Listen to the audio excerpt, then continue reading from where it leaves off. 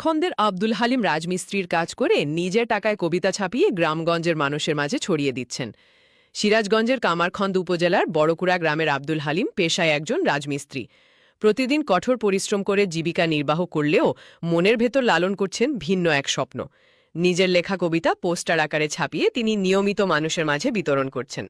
Jamtail rail স্টেশনে, বিভিন্ন বাজারে, ট্রেনে, গ্রামগঞ্জে ও পথে ঘাটে ঘুরে মানুষের হাতে নিজের কবিতার পোস্টার তুলে দিচ্ছেন তিনি।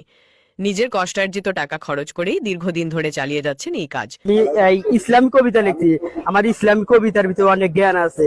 এখানে মৃত্যুর ভয় আছে।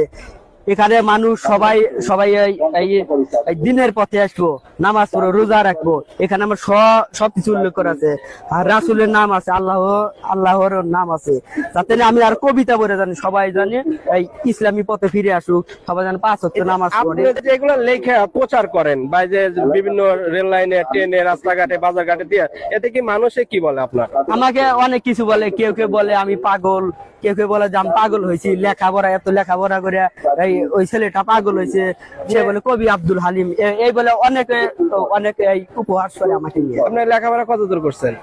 আয় বন্ধু লেখাপড়া করছি, আইএ পাস করছেন? আয় পাস করছি। এই যে কবিতা লেখা শুরু করছেন কবে থেকে? কবিতা লেখা শুরু করি ক্লাস 4 থেকে। 4-5 হাজার টাকা খরচ হয়েছে।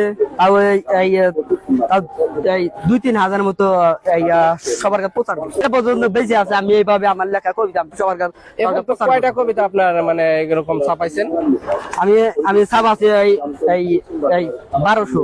স্থানীয়দের অনেকেই তাকে পাগল বা অস্বাভাবিক বলে মন্তব্য করলেও থেমে যাননি আব্দুল হালিম, বরং আরও দৃঢ়ভাবে এগিয়ে চলেছেন নিজের স্বপ্ন পূরণের পথে। আব্দুল হালিম জানান, তিনি যতদিন বেঁচে থাকবেন ততদিন কবিতা ছাপিয়ে মানুষের মাঝে বিতরণ করে যাবেন। তার আশা, একদিন তার কবিতাগুলো বই আকারে প্রকাশ পাবে। তিনি আরও বলেন, আজ যারা তাকে নিয়ে সমালোচনা করছেন, একদিন হয়তো তারাই তার কাজের মূল্য বুঝবেন। ব্যতিক্রমী এই উদ্যোগের মাধ্যমে এলাকায় বেশ পরিচিত হয়ে উঠেছেন কবি আব্দুল হালিম। নিজের স্বপ্ন আর সাহিত্যপ্রেমকে বুকে ধারণ করে তিনি উড়িয়ে দিচ্ছেন কবিতার বার্তা। কামারখন্দ নিউজ, সিরাজগঞ্জ।